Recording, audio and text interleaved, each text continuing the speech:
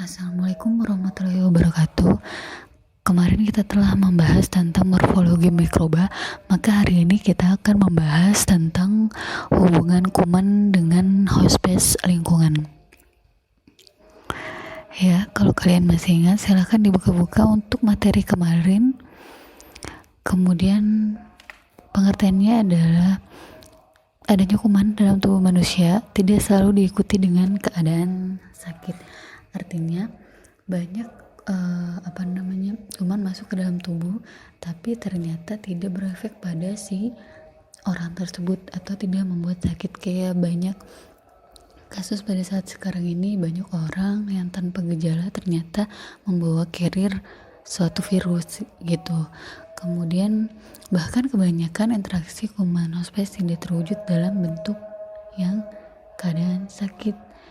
Diakibatkan karena wujud kehubungan kuman hospes tersebut ditentukan oleh keseimbangan antara virulensi kuman dan daya tahan hospes. Artinya ketika si kuman itu memberikan virus atau berparasit pada tubuh si manusia atau tubuh si hospes, tapi ternyata daya tahan si hospesnya itu, daya imunnya itu bagus, maka dia tidak akan membuat sakit si hospes ya, si manusianya tersebut. Kemudian selanjutnya, ternyata virulensi kuman dipengaruhi oleh beberapa hal. Di antaranya adalah daya invasi ya. Daya invasi ialah kemampuan untuk berpenetrasi ke jaringan, mengatasi pertahanan tubuh si hospes, berkembang biak dan menyebar. Daya invasi dipengaruhi oleh komponen permukaan dan enzim-enzim kuman tertentu yang membantu penyebaran kuman serta membuatnya resisten terhadap fagositosit. Ya, fagositosit itu kan artinya adalah dimana sel-sel hidup tertentu atau fagosit, ya namanya sel-sel hidup tertentu fagosit, menelan atau memakan sel lain atau partikel lain. Jadi si kuman itu berpenetrasi ke jaringan, misalnya ke jaringan manusia, kemudian dia menggempur si daya tahan tubuhnya atau imun si manusia tersebut, kemudian berkembang biak, menyebar dan berparasit di tubuh manusia tersebut. Kemudian ternyata ketika sudah berpenetrasi atau masuk ke dalam jaringan, dia akan memakan sel-sel yang ada pada si hospes tersebut ya. Jadi itu adalah untuk metabolisme tubuhnya si virus atau kuman tersebut. Kemudian lagi ternyata enzim-enzim yang dihasilkan kuman membantu penyebarannya. Antara lain adalah yang pertama ada koagulase. Ya, koagulase artinya adalah protein yang dapat mengumpulkan plasma. Artinya si protein dalam virus dan bakteri tersebut mengumpulkan plasma pada si tubuh si hospes. Ya, kemudian ada lagi yang disebut dengan fibrinolisin atau streptokinase, yang artinya adalah enzim yang dapat memecah gumpalan darah. Artinya misalnya masuk ke dalam tubuh manusia, maka dia akan memberikan senyawa atau enzim yang dapat mengumpulkan darah manusia tersebut ya. Kemudian ada lagi hyaluronidase, hampir sama dengan streptokinase. Kemudian kolagenase, yaitu enzim yang memutus ikatan peptida dalam kolagen tubuh si sel yang dia parasitkan ya kan. Kemudian ada lagi lesitinase, yaitu caranya adalah menghancurkan jaringan sel dan melisis sel-sel darah merah si hospes tersebut. Jadi dengan cara itu mereka akan bisa membuat si hospes sakit ya. Daya invasinya, bagaimana daya atau kekuatan si virus tersebut untuk menginfeksi si hospes. Kemudian selanjutnya adalah toksigenitas ya. Kalau toksin artinya adalah racun. Nah, kalau toksigenitas berarti adanya bagaimana si kuman atau bakteri atau virus tersebut memberikan racun kepada si hospes ya. Memberikan racun pada si hospes tersebut ada dua jenis ya, toksin atau racun yang dihasilkan oleh si kuman. Yang pertama adalah endotoksin. Kalau endotoksin adalah toksin yang merupakan bagian integral dari dinding sel bakteri gram negatif. Artinya endotoksin ini sering ditemukan pada sel bakteri yang gram negatif, karena kan ada yang gram negatif, ada yang gram positif. Kemudian aktivitas biologis dari endotoksin dihubungkan dengan keberadaan polisakarida atau disingkat dengan LPS. Jadi polisakarida ini suatu senyawa yang ada pada tubuh si kuman tersebut, yang fungsinya adalah untuk menyerang sistem pertahanan tubuh si hospes. Ya, dengan cara apa? Dengan cara menyerang si hospes itu melalui racunnya, ya, melalui bentuk polisacaridanya, sehingga si racun tersebut akan menyebabkan demam. Jadi kalau misalnya bakteri masuk ke dalam tubuh manusia terus ternyata telah menginfeksi seluruh darahnya, seluruh sistem peredaran darah, maka dia akan menyebabkan demam. Kemudian ada juga penurunan kadar besi, karena di darah tersebut kan mengandung zat hem atau hemoglobin yang fungsinya adalah untuk mengangkut oksigen ke seluruh tubuh manusia. Nah, di situ ada kadar besinya di hem tersebut atau di sel darah merah tersebut. Kemudian akan menyebabkan peradangan. Peradangan tersebut dapat misalnya contohnya adalah peradangan pada tenggorokan ketika ada infeksi bakteri kemudian masuk ke dalam tenggorokan, maka dia akan meradang dan sakit. Itu contohnya. Kemudian ada pembekuan darah. Juga bisa membuat pembekuan darah pada si hospes. Kemudian hipotensi atau tekanan darah rendah dan sebagainya. Kemudian ada lagi beberapa sifat endotoksin, yang pertama adalah tidak larut dalam air. Artinya jika ketika dia dimasukkan ke dalam lab kemudian diteliti, maka dia tidak larut dalam air. Kemudian yang kedua, menyebabkan sakit tanpa periode inkubasi, artinya langsung menimbulkan sakit pada si pasien. Misalnya kayak seperti toksigenitasnya diare, ketika bakteri masuk ke dalam usus maka bisa menimbulkan diare secara langsung, tidak butuh periode inkubasi yang lama. Ya, kemudian termostabil, artinya dia stabil dalam suhunya sendiri. Misalnya suhu panas, ya dia stabil dalam suhu yang panas. Suhu yang dingin, suhu virusnya tergantung dari masing-masing suhu virus atau bakteri tersebut. Kemudian yang keempat, merupakan bagian dari sel atau dia masuk ke dalam sel yang si virus dan bakteri tersebut. Kemudian kelima, merangsang terbentuk antibodi dengan nilai protektif yang lemah. Jadi misalnya ketika kita membuat suatu vaksin, ternyata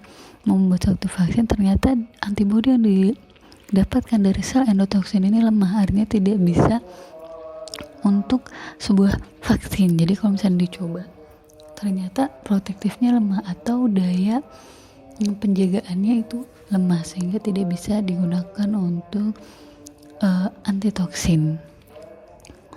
Oke, kemudian yang kedua adalah yang eksotosin. Kalau ekso berarti adalah di luar, ya kan?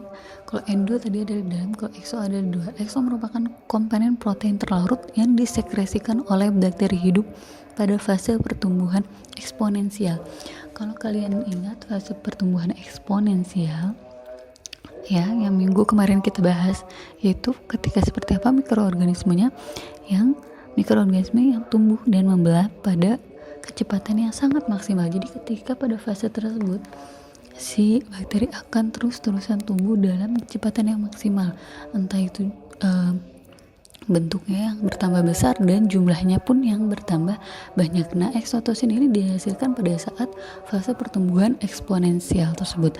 Kemudian produksi toksin ini biasanya spesifik pada beberapa spesies bakteri tertentu, bisa gram positif maupun gram negatif. Kalau tadi hanya gram negatif, tapi kalau ini eksotosin bisa ditemukan pada bakteri yang gram positif ataupun gram negatif, yang menyebabkan terjadinya penyakit terkait dengan toksin tersebut. Jadi kalau eksotosin ini biasanya lebih banyak menghasilkan penyakit pada si hospesnya, artinya dia lebih kuat daripada endositoksin. Toksin ini berfungsi seperti enzim dan memiliki sifat-sifat enzim, yaitu terdenaturasi oleh panas, asam, dan enzim proteolitik, yang artinya dia bisa hilang kalau terkena suhu panas yang sangat tinggi. Seperti itu.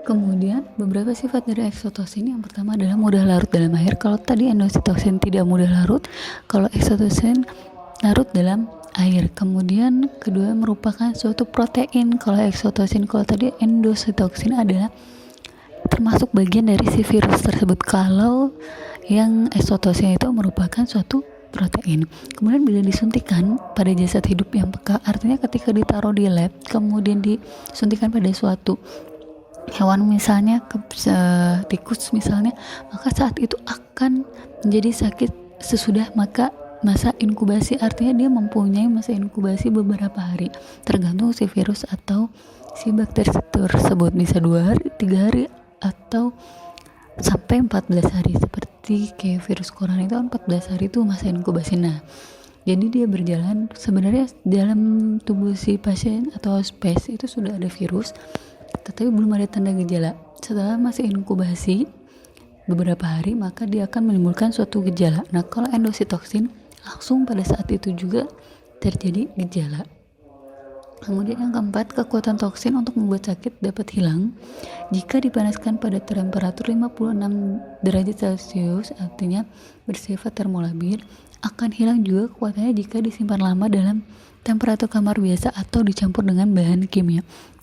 Artinya ketika dipanaskan misalnya sampai 100 derajat Celcius, maka si bakteri dan kuman atau virus tersebut akan mati. Nah, ini kan yang membuat kemarin adanya ditemukannya sterilisasi dengan menggunakan autoklaf, ya kan. Kemudian kelima, bila toksin disuntikan pada jasad hidup, maka dia akan membuat zat penantang atau yang disebut antitoksin, artinya adalah anti racunnya. Jadi kalau misalnya seperti vaksin, ya, dia bisa membuat antitoksin atau anti racunnya. Ketika ditaruh di lab, maka disuntikan pada jasad hidup, dia akan membuat suatu antitoksin anti racun yang bisa dijadikan vaksin. Misalnya pada vaksin tetanus, kemudian pada vaksin penyakit difteri, atau yang sebut kita vaksin DPT. Kemudian selanjutnya yang kedua adalah bentuk hubungan mikroorganisme. Ya, bentuk hubungan mikroorganisme ini berarti berkaitan dengan lingkungan sekitar yang ada pada si hospes tersebut. Ya, bentuknya itu dibagi menjadi 2, yaitu satu hubungan dengan lingkungan biotik atau lingkungan yang alam, hidup manusia, binatang, dan mikroba lain. Nah, kemudian kalau hubungan dengan yang kedua adalah hubungan dengan lingkungan abiotik atau lingkungan tak hidup, misalnya temperatur, suhunya, bagaimana di sekitar virus tersebut suhunya, kemudian tekanan hidrostatik, kemudian tekanan osmotik, artinya tekanan yang pada sel tersebut, kemudian pH-nya, pH sel tersebut seperti apa, kemudian cahayanya, substansi atas organik seperti air, apakah larut dalam air atau tidak larut dalam air, ya, yang tadi dijelaskan, kemudian CO2, oksigennya, mineralnya, serta substansi organik lainnya. Nah, kemudian hubungan kuman dengan lingkungan biotik meliputi yang pertama ada yang disebut dengan bebas hama. Itu keadaan di mana kelompok mikroorganisme bebas dari segala macam hubungan dengan mikroorganisme yang lain. Jadi tidak ada keterkaitan, artinya tidak ada sama sekali hama, tidak ada sama sekali pengganggu. Yang kedua adalah sintrofisme, yaitu hubungan antara mikroorganisme yang tidak terlalu dekat hubungannya, tetapi keduanya memberikan keuntungan secara timbal balik. Artinya mereka tidak dekat hubungan, kayak tidak bersaudara, tapi dia mempunyai timbal balik, artinya saling memberikan keuntungan.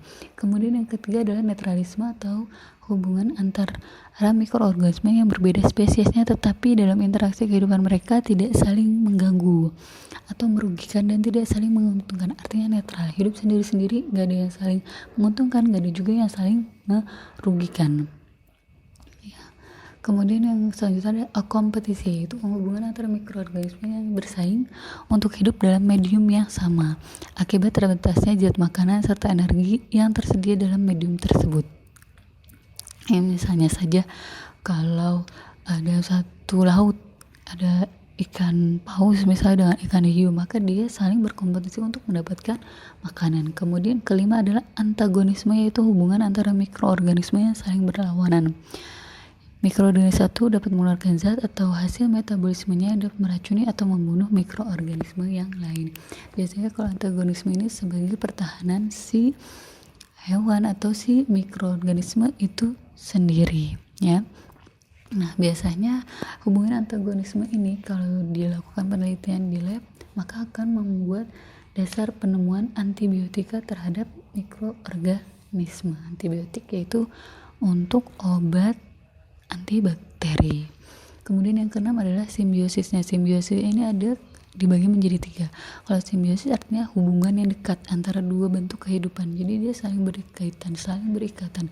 Tetapi dibagi menjadi 3. Yang pertama adalah hubungan simbiosis mutualisme. Kalau mutualisme berarti artinya adalah saling menguntungkan yang satu dengan yang lainnya. Mereka saling bekerja sama dan saling menguntungkan. Kayak seperti flora normal ya. Kemarin kita butuh ada flora normal dalam tubuh kita, maka si flora normal juga butuh tubuh kita untuk berlangsung hidup seperti itu. Kemudian komensalisme yaitu suatu bentuk simbiosis antara dua spesies di mana satu spesies mendapat keuntungan sedangkan spesies lain tidak dirugikan. Artinya yang satu diuntungkan tapi yang satu tidak. Nah, jadi tidak ada yang dirugikan tetapi mereka saling berhubungan. Ya, spesies yang diuntungkan disebut komensal, sedangkan spesies yang tidak dirugikan dan tidak mendapat keuntungan disebut hospes. Kemudian yang ketiga adalah simbiosis parasitisme, yaitu suatu bentuk simbiosis antara dua spesies di mana satu spesies mendapatkan keuntungan sedangkan spesies yang lain dirugikan. Misalnya ketika ada spesies yang diuntungkan disebutnya parasit, artinya misalnya kuman jahat ya masuk ke tubuh kita, bakteri masuk ke tubuh kita misalnya menimbulkan tetanus atau difteri. Nah, kita sebagai hospesnya atau sebagai lingkungan hidup si bakteri dan virus tersebut akan dibuat sakit oleh si virus tersebut ya. Itu hubungan simbiosis parasitisme. Terus lanjut lagi adalah predatorisme, yaitu hubungan yang antara dua kelompok mikroorganisme yang hidup dengan memangsa salah satu kelompok mikroorganisme yang lain ya. Kelompok yang mangsa disebut predator. Kayak misalnya dalam satu hutan ada yang disebut dengan predator. Harimau misalnya memakan kuda atau memakan kelinci atau memakan lain sebagainya. Itu si pemangsa itu atau predator itu misalnya adalah harimau ya. Kemudian selanjutnya kita bahas tentang hubungan kuman dengan lingkungan abiotik. Dijelaskan berikut ini ya, dipengaruhi oleh beberapa hal. Yang pertama adalah suhu. Nah, suhu berarti artinya berkaitan dengan udara ya, udara atau derajat udara yang ada di suatu lingkungan si mikroorganisme ini.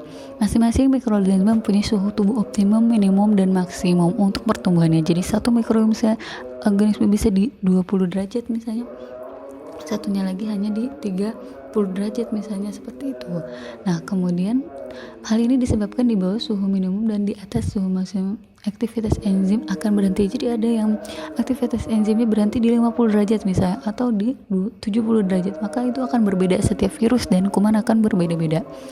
Nah, bahkan pada suhu yang terlalu tinggi juga dapat menyebabkan terdenaturasinya. Artinya misalnya 100 derajat sudah suhunya, ternyata si enzim mikroorganisme itu akan menimbulkan kematian ya. Karena aktivitas enzim akan mati sesuai dengan suhu masing-masing si virus tersebut, masing-masing suhu minimum dan maksimumnya. Kalau minimum berarti adalah yang paling kecil, kalau maksimum berarti yang paling besar. Misalnya yang minimumnya 10 derajat Celcius misalnya, kemudian yang maksimumnya 50 derajat Celcius. Itu dipengaruhi oleh suhu. Terus selanjutnya adalah oleh pH atau konsentrasi ion hidrogen ya. Kalau konsentrasi ion hidrogen artinya pH yang berada di lingkungan si virus dan bakteri tersebut ya, memiliki jarak. Bagian besar mikroorganisme memiliki jarak pH optimal yang cukup sempit untuk pertumbuhannya. Nilai pH medium sangat mempengaruhi pertumbuhan mikroorganisme, sama seperti suhu. Maka si aktivitas enzim akan berhenti jika pH-nya ternyata tidak sesuai dengan si mikroorganisme itu tumbuh. Misal pada umumnya mikroorganisme dapat tumbuh pada kisaran pH 3-6 misalnya suatu mikroba atau virus tersebut, dan kebanyakan bakteri memiliki pH optimum, yaitu pH di mana bakteri tersebut dapat tumbuh baik. Sekitaran maksimum adalah 6,5 sampai 7,5 ya. Jadi itu berdasarkan pH-nya si masing-masing bakteri tersebut ya. Terus kemudian lagi berdasarkan kemampuan hidupnya, ternyata mikroorganisme dibagi menjadi 3 ya, kemampuan hidup dalam dia berhubungan dengan pH atau konsentrasi. Yang pertama adalah neutrofilik ya, kedua acidofilik, dan ketiga adalah alkofilik. Kalau neutrofilik itu berarti pH-nya netral, artinya pada saat pH yang netral dia mampu untuk hidup ya. Kemudian kalau yang acidofilik dan ternyata adalah bakteri yang pada pH yang sangat asam pun dia masih bisa hidupnya, pH-nya rendah. Seperti contohnya adalah bakteri-bakteri Eukaryota atau yang selnya tipenya eukaryota ya. Kalau kalian masih ingat sel Eukaryota itu yang seperti apa, silahkan ingat-ingat. Kemudian kalau yang alkalofilik artinya adalah yang pH-nya tinggi atau bersifat alkali, biasanya di atas sekitar 7,5 pH-nya, itu bersifat alkali atau alkalofilik. Kemudian selanjutnya adalah ketiga, tersedianya air dan kelembapan udara yang relatif atau RH. Jadi bakteri tersebut atau si virus tersebut dia harus memiliki ketersediaan air yang cukup. Mikroorganisme memerlukan air untuk hidup dan berkembang biak, seperti sama halnya dengan binatang dan manusia. Dia harus memiliki ketersediaan airnya yang cukup. Oleh karena itu, pertumbuhan jasad rennik pada makanan sangat dipengaruhi oleh jumlah air yang tersedia. Karena tidak semua air dalam pangan dapat digunakan oleh jasad rennik ya. Jadi terkait juga dengan air dan kelembapan udara. Kemudian yang terakhir adalah oksigen ya, artinya adalah konsentrasi oksigen di dalam bahan pangan dan lingkungan yang mempengaruhi mikroorganisme tersebut ya. Berdasarkan kebutuhan akan oksigennya dibagi menjadi 3, yaitu yang bakteri aerob ya, ada juga yang kedua adalah bakteri anaerob fakultatif, dan yang ketiga adalah bakteri anaerobik.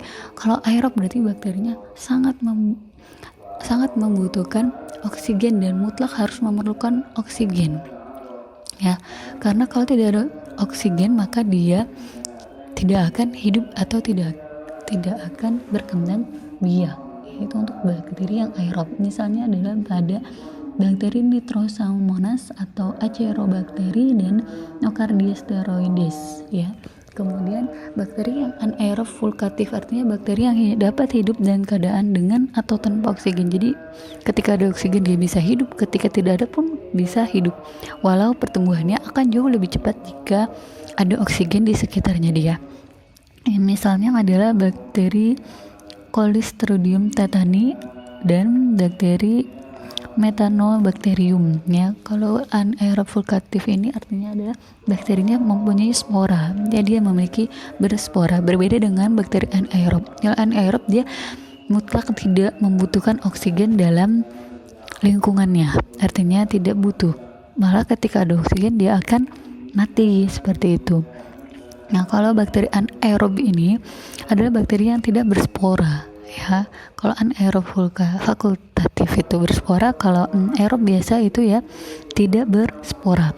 Misalnya pada bakteri Staphylococcus corinea dan Corinea bacterium atau yang biasa menimbulkan penyakit tetanus. Nah, sampai sini Ibu rasa sudah cukup tentang hubungan kuman dengan hospes dan lingkungan. Jika ada pertanyaan kalian bisa tanyakan pada Google Classroom ya. Untuk materi selanjutnya nanti kita akan membahas tentang bakteriologi ya. Sampai sini Ibu akhiri materi kali ini. Wassalamualaikum warahmatullahi wabarakatuh.